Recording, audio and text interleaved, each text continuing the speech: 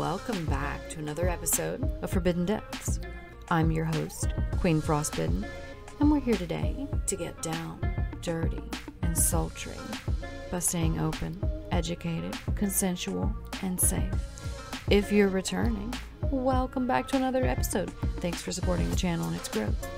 If, of course, you're new here, make sure you follow, like, and subscribe, because one taste will never be enough.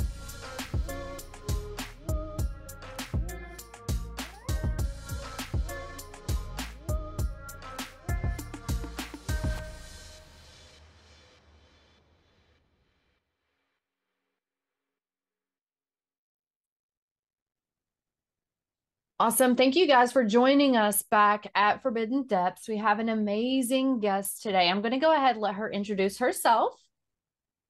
Hi guys, my name is Lola Noir.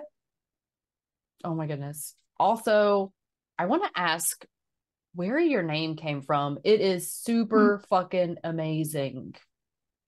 Well, I created my rubber doll persona first, and I was really struggling with a name. Mm-hmm. And actually, it came to me on my birthday. I woke up in the morning and I don't know, the name just came to me. I was struggling for so many days. I was thinking about like, I don't know, latex something, rubber something. Mm-hmm. Then I was like, latex, Lolita, Lola Noir. And it like all of a sudden it just, I woke up and the name came to me. So that's how it went down. It's fucking awesome. Fucking Thank you. awesome. Thank So you. I want to ask what your inspiration was for the rubber doll. Like, I guess that's more on the extreme whenever it comes to personas. Like, you have a full persona, not just like, oh, well, I do this fetish. Like, you embody the fetish. So I'm so Yeah. curious. Yeah, I guess like I just express my sexuality through this persona. Mm-hmm. And like, I always was this rubber doll inside. Mm-hmm. But before I discovered latex, I had no outlet to express it. Yeah, And it was always kept in the bedroom between me and my partners, playmates. right. And latex gave me this opportunity to create all of this. Yes. So you yourself have a latex fetish. Yes. Oh, fucking love it. I love it. So I need to know what drew you to the latex. I don't know, it's like hard to explain, but this is actually my first latex item, this Mm. dress. How old And is it? like 3 years old. Yeah, I would say three. That's Yeah, because awesome. I started right before the pandemic. Mhm. And that was my first latex item. And I put it on, and it's like, it's so tight, Mhm. it's shiny, the smell of it, just the feeling of latex, like on my skin, it's amazing. And Mhm. um, I don't know, there's something about it, like just the texture Right. and, as I said, the shine. So I started with the dress, and then gradually I was discovering other items like gloves, stockings. Mhm.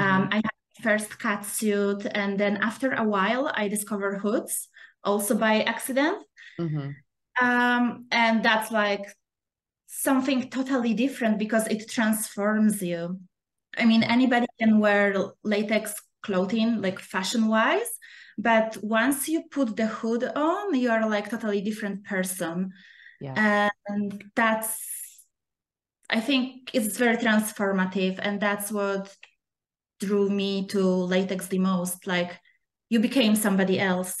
Right. Yeah. I fucking love it. I fucking love it. So I personally have never worn a latex hood. Like, is it super constricting? Like with movements whenever you're trying to move your head?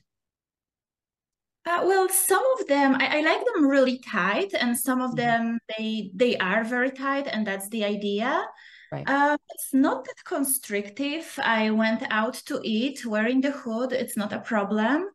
Mm-hmm. Your ears might hurt after a while if it's really Mm, tight or like brand new or very thick, because it comes in different thickness as well. right. Um, but no, other than this, no. I mean, there are bondage hoods as well with the blindfolds and like laces on the back, with attached gags. They can be more restrictive. Right. Um, but no, I just love this feeling. It feels amazing on my face. So Well, it looks amazing. You make it look phenomenal. thank you. I started following you quite some time ago, kind of whenever I started getting into a little bit of latex myself.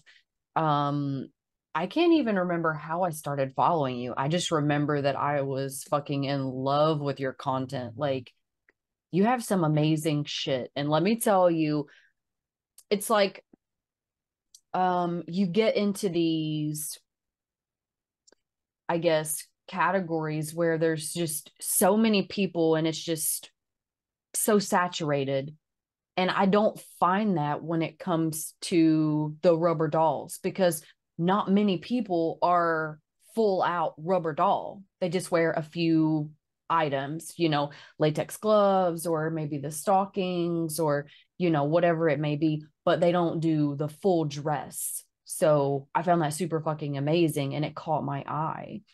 Um, so you said that you kind of started with the smaller items and moved up. So did you start with the dresses first, or like what was the kind, like what items did you start with first and move into? Yeah, I started with the dress.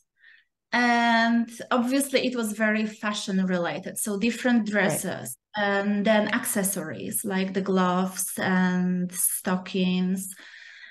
Um, yeah, and then shortly after that, I had my first cat suit. And I can talk about cat suits for hours because there's Mm, so many different ones. yeah. And I don't even know where to start. But with the latex catsuit, it gives you this opportunity to create something more because, as I said, you move from the fashion aspect to it more Right. to like BDSM and to like you create the entire brand new persona. Right. Um, yeah, and the same with the hoods, like you just express yourself and create your persona. Mm-hmm. And I know like there's many people, I know many people who are rubber dolls, males and females, but also I think some people do too much because they want to do everything. So they do Yeah. fashion, they do bondage, and I just focus on this rubber doll, this one thing. Right. So I guess that's what made people so interested in my content. Right. Yes. Yes. I would completely agree. So I was super, super curious. I can't remember how long ago it's been. It was a little while back. I seen a clip that you had with the um, inflated, like it was an enlarged hood. How is that different in comparison to the tight hood? Are you talking about the ball hood, like a big ball? Yes. Oh, that's my favorite. So basically what it is, you just put it on, you can't see through it. There's no access to your mouth. You only breathe through a little tube. So you keep the tube in your mouth. Mm-hmm. It's connected like to the top, and that's where the outlet for the air is. And then you inflate it, and it's made of two layers of latex, and the air goes between the layers. So it's like squeezing your face, but it's very pleasant. It's very Mm-hmm. like snuggly.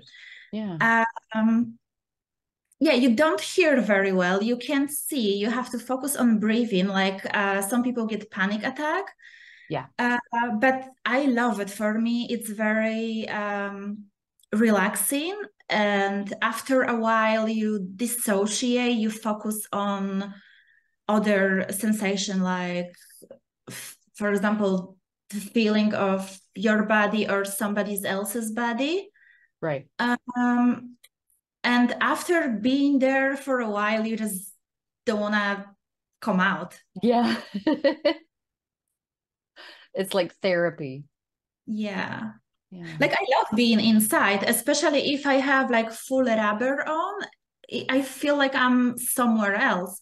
And Right. then if I'm playing with somebody, that's the best experience ever because I can focus on what's going on. Like I can really focus on what I feel and I can focus on my body.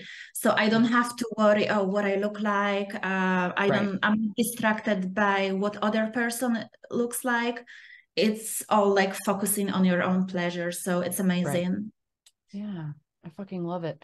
So when it comes to preparing, how long does it usually take whenever you have to put all of this on? Because a lot of people don't know, anybody listening that's never dealt with latex, it is time consuming. It takes a while to put it on. So on average, whenever you're becoming full rubber doll, how long does it take you? Let me think. Okay, so I used to store my latex in talcum powder. So before I was getting ready, I had to rinse off the powder Mhm. and then wash my latex and then shine it, wait for it to dry. Now I'm more efficient because I store it in silicone oil. So it's Mhm. already shiny. I take it out of the bag and it's like ready to wear. But like my favorite type of catsuit is neck entry catsuit, and that takes time. And I always take my time with those because I don't want to destroy it. Basically, Yeah. you go to the neck. So you have to open the neck, put your feet inside it, and like, pull it all the way here, one Yeah. arm, the other. There's like no zipper, so you have to go through the neck. Mhm. That takes time. Like, I'm quite experienced with it at this point, but it's still like for me, it's like 15, 20 minutes because I take my time. And you have to Right. like oil your body with the dressing aid. You have to oil the catsuit, so there's no traction. Mhm. So that would be like 20 minutes. Then I put the corset on. And it's a funny story because for nearly 2 years, I didn't know how to lace up the corsets. And Mhm. my friends were making fun of me because they were like, oh, you wear corsets all the time and you don't know how to lace it. And I was like, Yeah. no, I always have somebody with me Right. that, no, it's either the photographer or the cameraman or co-model. So I never had to do it by myself. Um, so the corset takes time because I'm still clumsy with it. So I would say Right. another 10, 15 minutes. And then, the gloves, shoes, the hood. I mean, you have to put some makeup on. Mhm. I put very minimal makeup because I feel with the latex hood, um, it really brings out your feature, like your eyes, your lips. So I Mhm. don't like to put a lot of eye makeup. Right. So I don't spend that much money on makeup, maybe like 10, 15 minutes, but I would say 1 hour. Yeah. Mhm. Yeah. Calculate all those tasks. 1 hour. Oh, yeah, 1 hour. And that's after you have some experience, kind of whenever you know where you're going, you know what you're doing. Let me tell you, I remember the first time I put latex on, there was so much resistance. Like whenever you pull it on, and I was just like, why is this so hard? How do people wear this? Mhm. Yeah. Because Yeah. it's crazy. Yeah, and I think it's very important to use a lot of product, a lot of dressing Mhm. aid because it makes things easier. Yeah, for sure. For sure. So, Mhm. um, whenever you're looking to create your content, with your rubber doll persona, what do you usually use as kind of like a reinforcement or inspiration? Like reinforcement, like motivation to do what I do. Yeah. Yeah, that's like I don't have to use anything because like I love doing that. Hmm. And I mean, I don't like to put the latex on because it's the process and I'm always like, oh, I have to get dressed. But Right. once I'm dressed, I feel amazing. I don't want to take it off. And I can keep on going whether if I'm filming or shooting, I can keep on going, like sometimes to the point that I'm already exhausted. Hmm. But I just love it. So I don't need any reinforcement. Right. And what was the second part of your question? The inspiration whenever you're creating content. Hmm. Yeah. The inspiration, like I don't watch other people and because I don't want to be influenced by other Right. people and by what they do. I know a lot of people do it, like on social media, they follow other creators, they get Yeah. inspired by them. Like Yeah. I don't like to do it. I think all my inspiration, it comes from my dirty mind. I know I would be more creative and yeah, I would be more creative if I watch other people and if I watch porn. Like I don't watch porn at all. I used to Hmm. back in the day, and it was mostly like vanilla porn, not Right. fetish porn. Like, but I don't like to watch porn because it's so repetitive. I find it boring. So basically, Yeah. I'm like excluded from all of this. Yeah. I follow my favorite creators on Instagram, but like I don't know, like I don't get inspired by external things. It comes like from within. Nice. Nice. I really like that because you can stay true to yourself like that too, right? It'll only be things that you want to create because it already exists in you. So I think that's pretty Yeah, awesome. yeah. Pretty But awesome. I also think like as I said, like if I would watch other people, I would be even like more successful because there's so much stuff on the internet, but also Yeah. uh, within the fetish world, there's only so much you can do. It's not Mhm. endless possibilities because everything was done. So you just have to Right. like be yourself and do whatever feels good to you, uh, like in your own way. Right. You can copy and paste. Yeah. Yeah, for sure. So whenever you're looking at kind of how you developed your rubber doll persona, what strengths do you feel helped you when developing?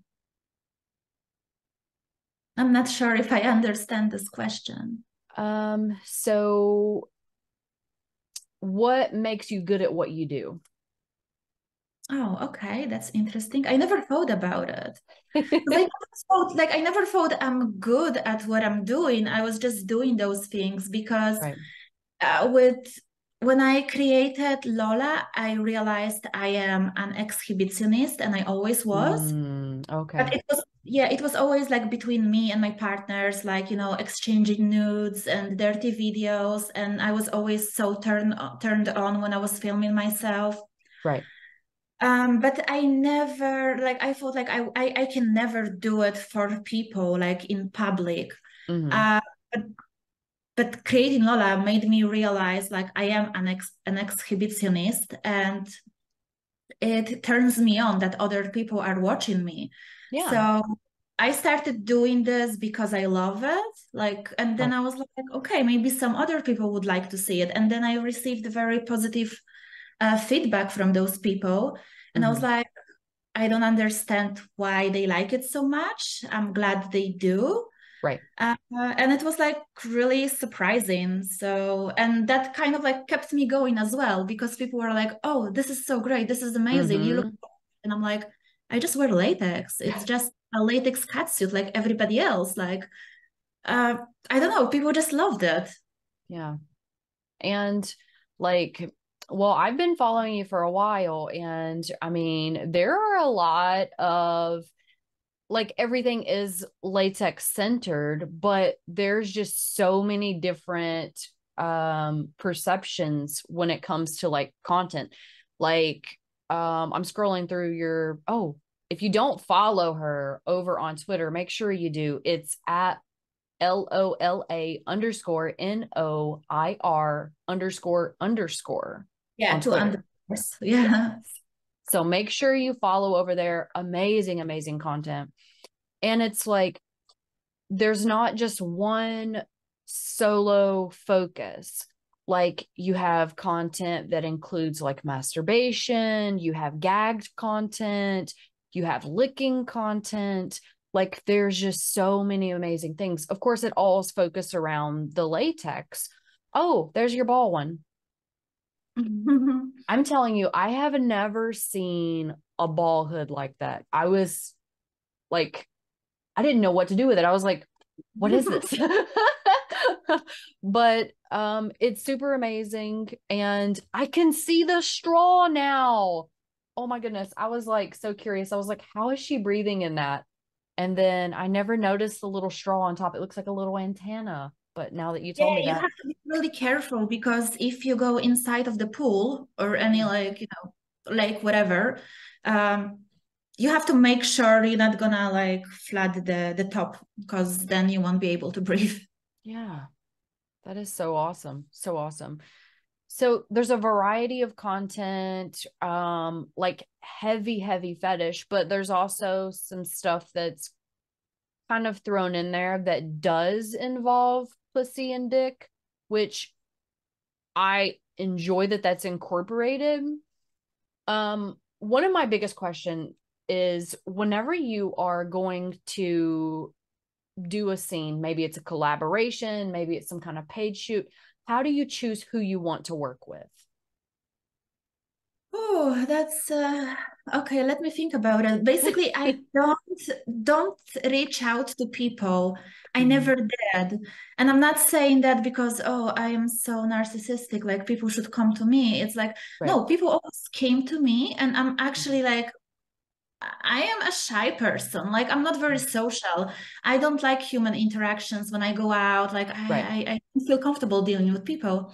So I don't like approach people first. Right.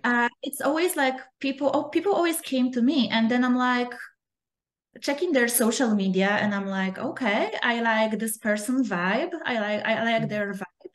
I like their content. I'm willing to work with this person. Yeah. Um, yeah, so it's like this, and I always work with other content creators, not some random people, Right. because then we are on the same page. We are Yes. here to create content, not to have fun, not to have sex. There's Right. a lot of people who don't understand that. They think Yeah. in just, it's a lot of work. It's not as Yes. fun as it looks like. And with other content Right. creators, like we are on the same page, so we are Right. both here to film. Um, yeah, but it's mostly the vibe. Like I see how this person presents themselves on the internet, and Right. I'm like, yep, looks good. I mean, let's do it. But sometimes you arrive at the set, and it's different when you talk to somebody online and different when you see each other face to face. So if I arrive at the set and the vibes are off, like I'm like, okay, let's focus on the work. Let's film, let's shoot. At the end Right. of the day, we're gonna have great content and we don't have to be friends. We Right. don't have to see each other again. But most of the time, 99%, I arrive at the set and I just become friends with other creators, photographers, Yeah. uh, cameramans, because it's a small community and we both love latex, Hmm. so it's easy to connect. Yeah. Which is awesome because you have that common ground already, right? So whenever you have a passion for something and somebody else experiences that as well, it helps so much whenever you're creating content with them, right? Like the Yeah, chemistry. Yeah. yes. And I also worked with people who are not that experienced Hmm. in with latex.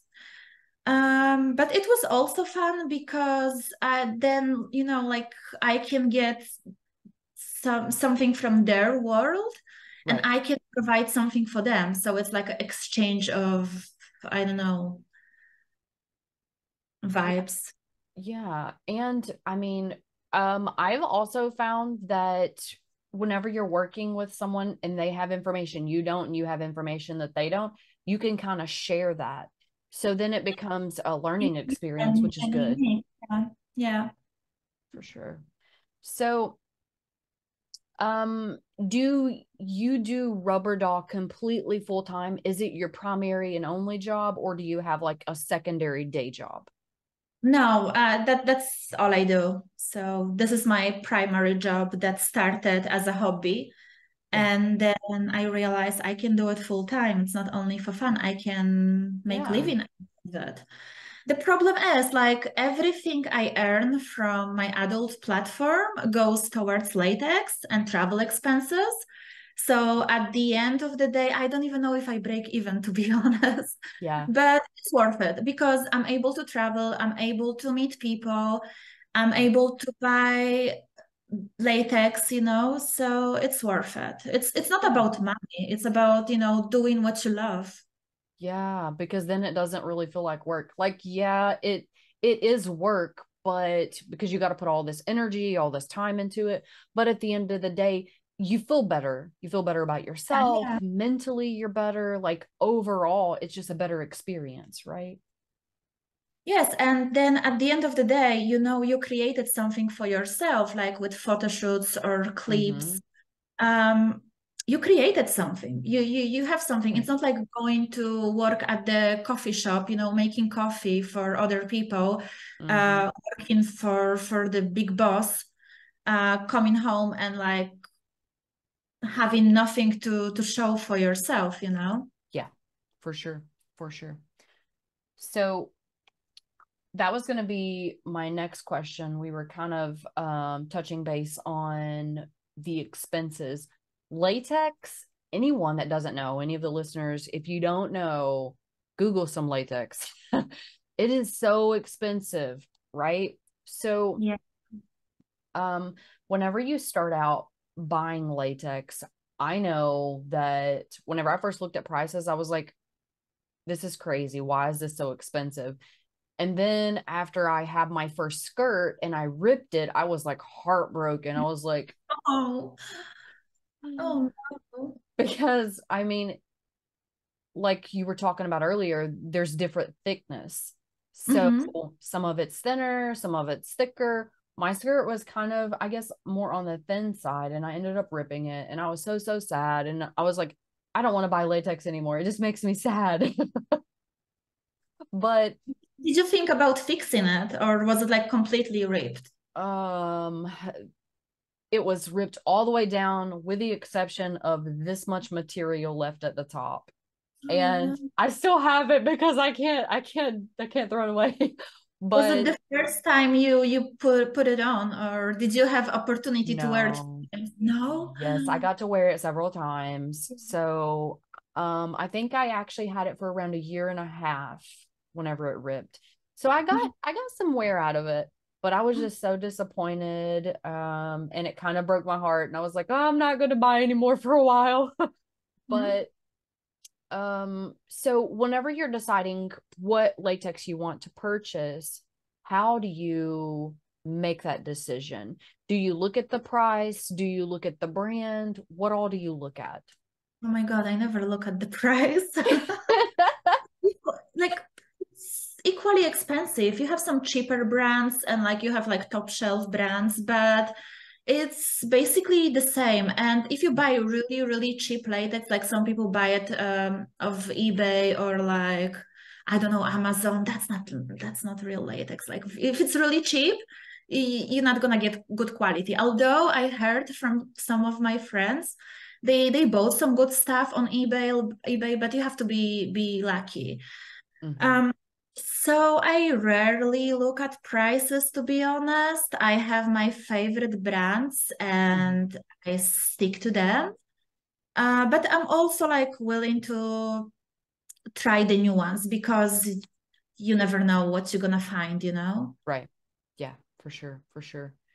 Um, I'm serious, guys. If you have never Googled latex prices, go ahead and Google it Yeah, because Google. Google prices of the cat suits. They're gonna horrify you. Yeah, it is crazy how expensive. Like it is delicious and amazing. And it's one of those things like you really have to have a passion for it to be able to spend that kind of money on it, right? Because at the end of the day, if you buy it and you have buyer's remorse, that's a lot of money to have buyer's remorse for. So Yeah, you know what's weird? Like you spend so much money for something you're not gonna wear outside. You're not gonna wear yeah, it daily. I mean, you can wear it to the party, to the club, to the bar, but yeah, that's not like daily clothes, you know? So you can wear it, as I said, to an event, party, to right. your bedroom, but you spend so much money for something Yeah, it's not daily use. So right. as you said, you have to have passion for it. Yeah. And it's one of the it's like a luxury item. Mhm. It's one of those things that not everybody is going to be able to afford it because it is expensive. And I mean, even if you purchase it, say, yeah, I made this purchase, it's amazing, you still have to learn how to care for that, Oh right? yeah, of course, It's not one yeah. of those things you can put in the closet and it'll just do its own thing. Like you have to know how to take care of it. Mhm. That's the big part of it because if you take care of it, it's gonna last. And if you spend like 400 euros, dollars on a catsuit, you want it to last. You want to have Yeah. it for like 10 years, Yeah. you know? Yes. 100%. Because at the end of the day, it's not one of those things where, oh, well, I'm just tired of it. Let me give it away. No, because if you buy a cat suit like that, or if you buy some kind of latex like that, more than likely you're going to want to hold on to it. Yeah, I have difficulties. Like I have so much latex to sell, but like I have difficulties. Like I can't let it go because I'm Yeah. like, I still I like it. I still What I'm if I need it one day? Yeah, yeah. I mean, I don't care about regular clothes anymore. I used to be a fashion person. Like I had so much clothes, but I don't care anymore. I wear the same thing like every day, and I'm Mhm. happy with it. I just care about my Yeah. latex. Yeah. Because it's like an addiction, you know, it's a lifestyle, it's an addiction. It makes you Mhm. happy. It's also a sexual thing. So Yeah. it's so much better than regular clothes, you know? And So yeah.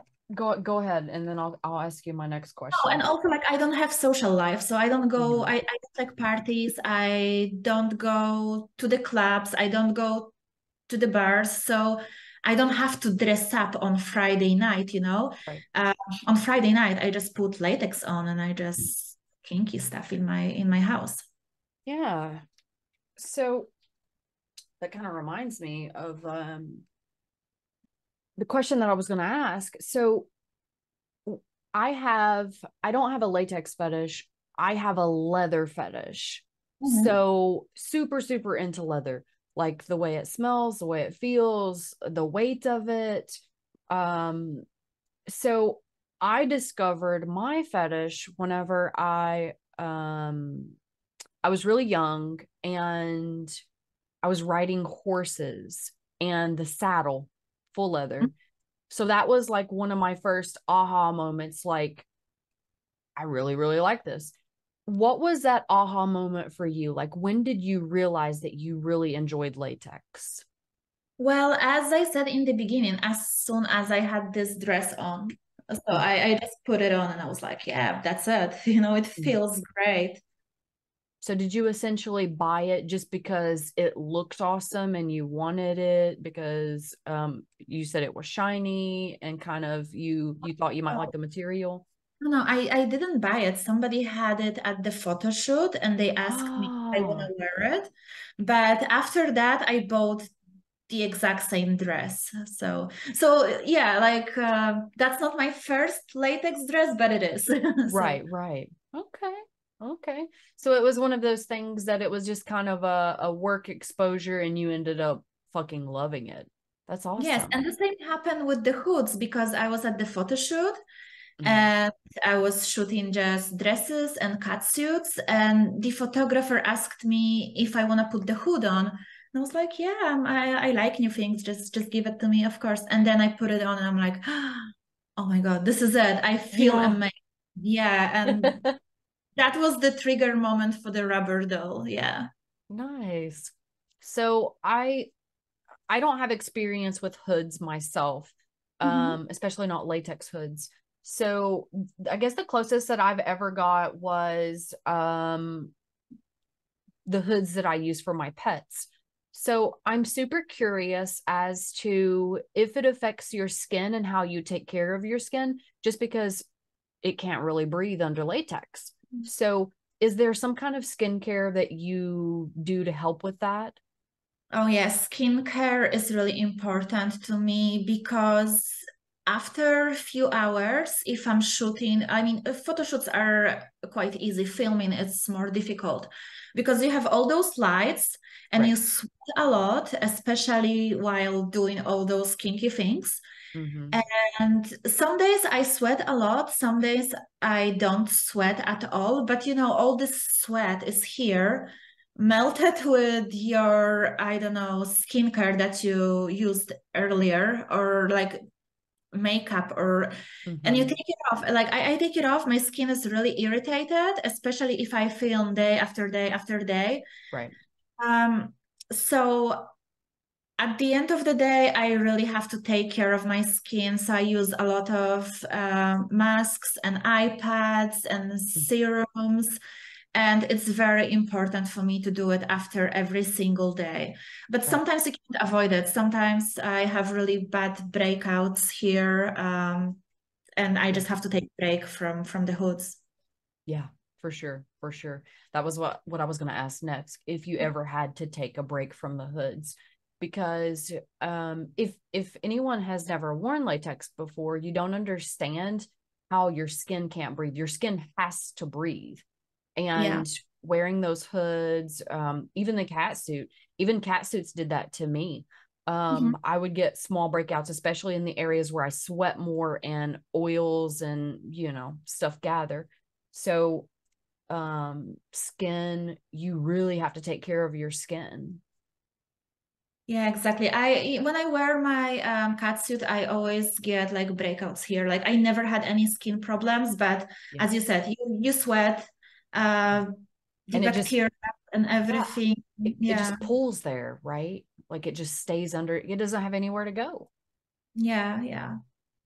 But it's like, I don't want to discourage anybody. It's like because I am professional and I do it daily. If you're gonna Yes. put a hood for a few hours or even for the party, or if you're gonna put something for a few hours, it's okay unless you are Yeah. very sensitive or you have allergies. Um, when I go for my trips, I work every single day. So I leave for like 2 weeks and I film, then I shoot, then I film. So it's latex daily for me. And then Right. after the fifth day, I have skin problems. But if you're gonna wear it for a few hours, it's not a big deal. Right. Yeah. Yeah. I mean, you're gonna sweat a lot, but some Mm-hmm. people like it. Some people like sweating in latex, and some people find it very sexy. So Yes. it depends. Yeah. So I was going to ask, I know that earlier we kind of talked a little bit about stockings, latex stockings. I can never get mine to stay. So after I start sweating, they start rolling down. Yeah, Do I you hate. have that problem? Yeah, with some brands. The trick is you don't put dressing aid all the way up. You just leave the top area dry. Or Hmm. sometimes you can use some talcum powder, but I don't think that's a good idea because then you start sweat and you mix all those products together and the white liquid will come out. Yeah. But I most of the time I keep the top area dry. I don't put any dressing aid on it. So it Mm, stays longer. But some brands of stockings, they roll down very easily right. and some of them stays. I don't know why. Is it the design or the thickness? I don't know. Right. I was so curious because I remember cursing it. I was like, what in the hell? Like these Mhm. these are supposed to stay up. They're stockings. And then Yeah. I was like, well, maybe I could find like a garter belt to kind of help with that. And then I was like, yeah, no, we can't do that because then I'll rip my latex. And then I'm just like, I'm Yeah, just I gonna have have to complain very, about it. very thin stockings. I think it was 0.25. Yeah, that yeah. And I had the garter belt and it made a hole in it. So Mm, sometimes it can break the stockings, but most of the time it's okay. yeah. Especially with the thicker one. It's not Yeah. that I get nervous. My skirt gave me PTSD with that. I'm like, I'm gonna bad. break all of my latex. So, From the very beginning. But like that's why we said it's an expensive hobby because it yes. breaks a lot. And I'm experienced and I even get problems. Sometimes items breaks for no reason. I mean, sometimes I Mhm. rash and like I put my finger through it like this, Right. or my fingernails are too long. But sometimes they break for no reason. So Right. you have to like be aware of the fact that you're gonna break some latex through your journey. So, for example, if you buy your first latex catsuit, they are so expensive. Hmm. Uh, if you are a beginner, I wouldn't buy the top brand.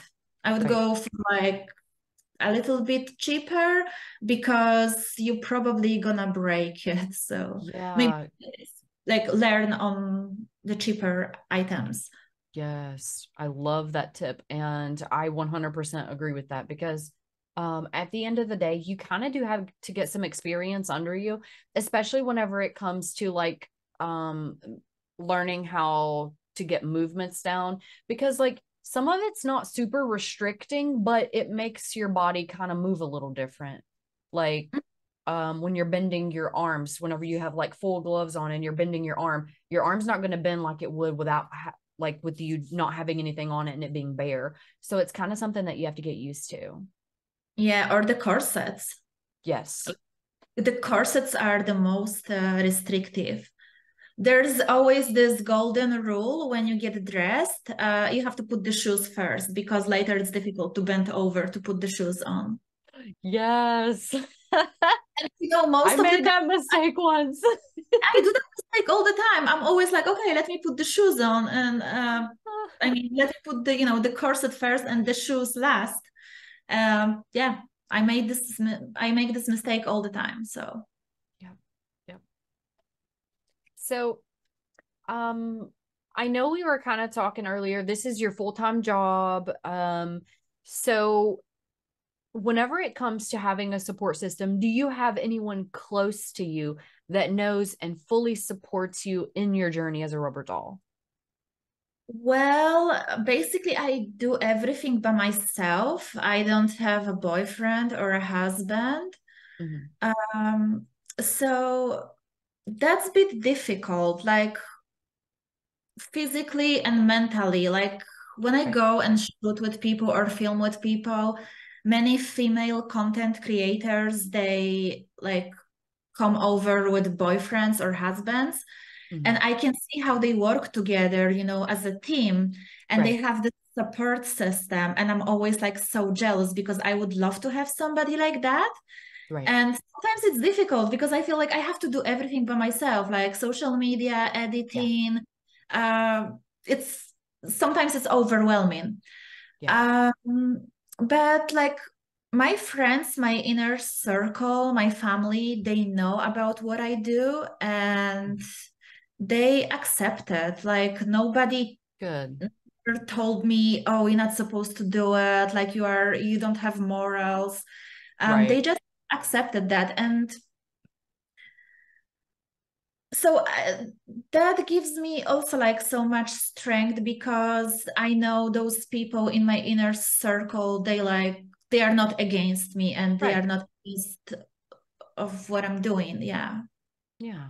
Yeah. I love it. I love it. So, um, I have found that anything that is sex work related has people on the outside that are always going to be kind of negative, regardless, whether it's, like sex work related or anything else. Like negative people seem to just be negative in all aspects of their life. You know what I mean?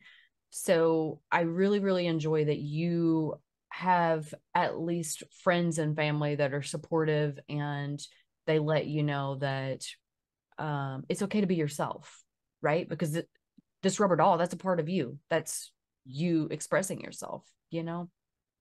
Yeah, it's always awkward when I go somewhere, like let's say a hairdresser, and they Mhm. always like so chatty, and they're like, "Oh, so what do you do for a living?" And I'm like, yeah, like I'm not hiding. I can tell Right, you, but like I don't want to offend you. You know what I mean? right. So like, I can be like sometimes when the person seems more uh I don't know, strict. I'm like, oh, I'm doing an adult work, like I work in adult industry, and then they Mm. are like not chatty anymore. Yeah, But if they are like sometimes when they are very nosy and they are like, I'm like, oh, I'm doing social media. Oh yeah, what on social media? And they keep on asking and they see yeah, I don't feel comfortable answering. I'm like, I do porn. And yeah, then they so yeah. I love it. yeah. I love it. I, I'm hiding because I'm proud of who I am. yeah, And like I have no reason to hide. But the thing is, as you said, like still sex workers in society, it's still a taboo. yeah. And I Stigma think still follows. yeah. And I think there's a lot of people who think, oh, she's doing that because she's not educated, or maybe she was a teen mom, or maybe she can't do anything else, or maybe she's just lazy. Like, Right. especially like strippers. Oh, she just like designer bags and she's too lazy to work, so she's stripping. No, Yeah. stripping is a lot of It work. is a hard fucking work. Yeah. Man. And Whew. I mean, the entire sex work industry, that's like a lot of work. And people think Yeah. it's not. It's just like, oh, she's too lazy to have a proper job. Yeah. No, it's a proper job. Yeah. And there's a lot of investing, right? You have to invest in yourself. You have to invest in all of your equipment. You have to invest in your wardrobe.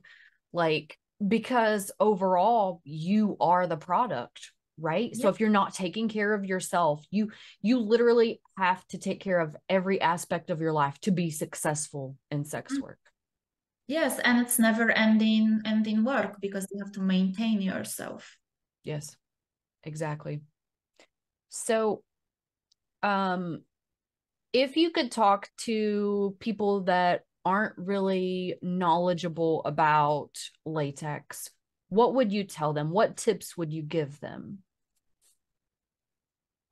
People who are not knowledgeable about latex, but they want to get in, Yes. I would say just start slow. Don't try to overwhelm yourself with like heavy rubber. Just start slow. I don't know. The gloves are quite cheap. Just buy yourself a pair of gloves. See what it feels like. If you like the smell, if you like the feeling, you Mhm. just do it gradually.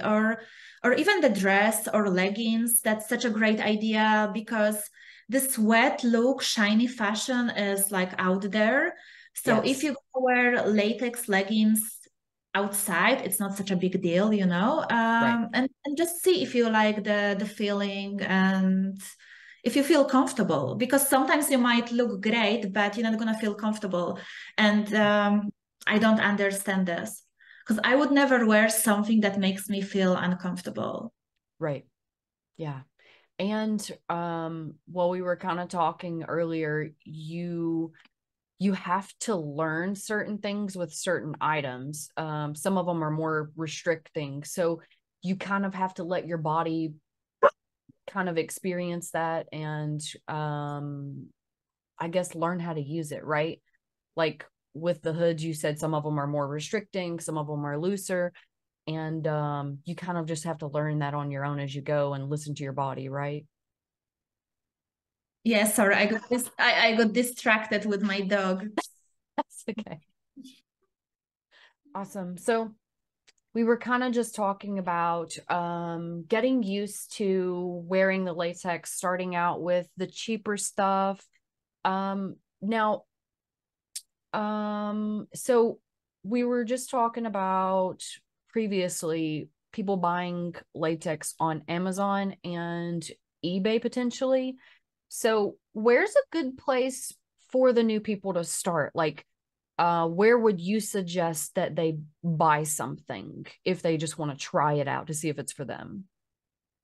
Well, I'm not sure if I should mention any brands because Well, you don't have to really mention the brands. Like, should they be buying off of Amazon? Should they be buying off of eBay? Should they find like a, I guess, an individual that strictly does that? Because whenever you're looking at like Amazon, you could be buying from anyone. Like you yeah, could be, it could be some random person because a lot of people don't know, but anybody can sell stuff on Amazon, right? So, there's a lot of like proper latex shops on Etsy or Amazon, but if you don't know the proper brands, it's really difficult. mhm. But I would say my advice is if you have Instagram, Twitter, and you follow a lot of Oh yeah, content creators, just check what brands they are tagging and just check their social media, and you can pretty much figure out what's the legitimate brand. yeah, yeah, for And sure. especially if you see the pictures and it looks good on this person and they wear it all the time and you see it on the video the way it looks on their body without like, Mhm. no retouching anything, you can make a good decision. Yeah, yeah, for sure. It's another one of those things you should do your research, right? Don't just buy something, oh, that looks good, and you buy it because you don't know. Like, do your research. It's like anything else. Like, if you're doing collaborations with somebody, or I mean, if you're just making a purchase in general life, like, I'm not going to just go buy a washer. I'm going to do my research, find out if that's the one for me. You know what I mean? We Yeah. were just talking about latex brands, following different people, kind of seeing where their sources come from, what brands they use, and that's kind of the best way to go. So, you were just mentioning that you could even reach out to creators. Yeah, I mean, if you are on Twitter, Instagram, or you follow any paid platforms of the latex content creators, just, be polite, talk to them, ask them for recommendations. Like, I love talking to people and Mhm. I love sharing. I'm not that open to talk about brands, especially in public forums, Right, because I don't feel like I should be free advertisement for them. right, I think it should be like a collaboration. If the brand supports me, I will support them, especially if they have great items. right, So if somebody asks me in a comment section, or where did you buy this and that, like I don't like to do it. right. But if you send me a message and talk to me in private, I can direct you towards the brands, the stores. And if you don't have experience with latex, I think it's the best way to talk to somebody who's in it. So Yes, yes.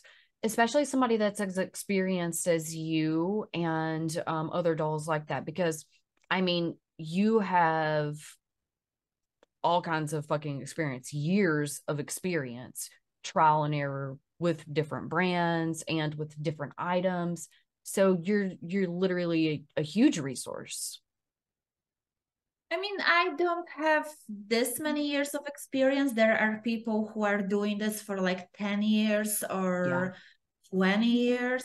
I like I just created I discovered latex 3 years ago, and then I Mhm. created Lola like 2.5, 2 years ago. Maybe Yeah. it will be 3 this year. I'm not sure, but it's such a short period of time.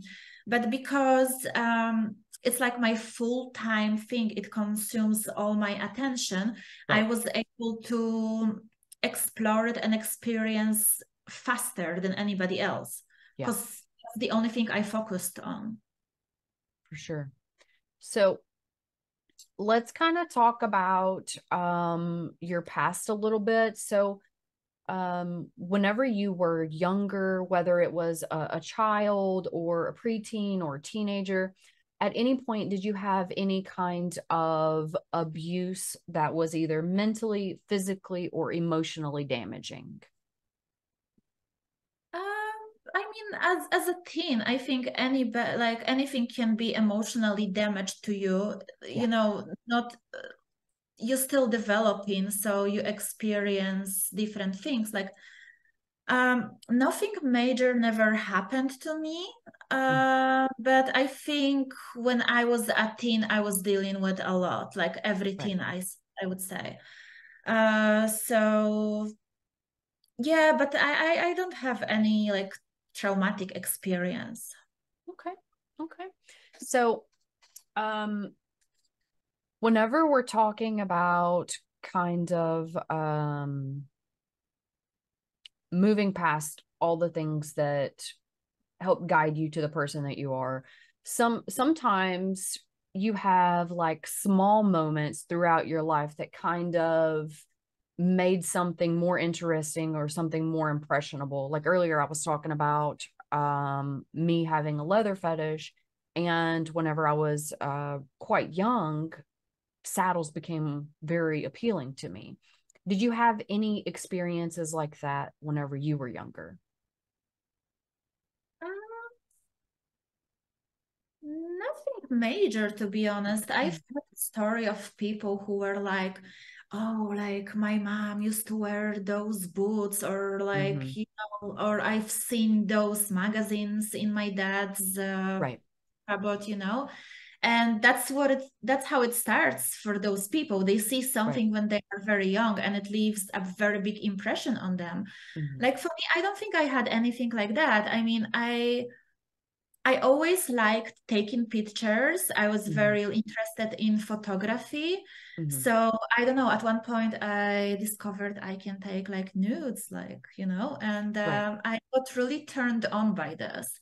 But it wasn't like a major event. It was like Right. through my life. Right. And then, you exchange nudes with your partner and it's really exciting, or you start filming yourself. And I think it was like building gradually. Nice. Yeah. So, my last question for you is going to be one kind of development. So, whenever you got started with the community, I know whenever I got started, there was always so much I guess stigma and reputation. So my question kind of pertains to that.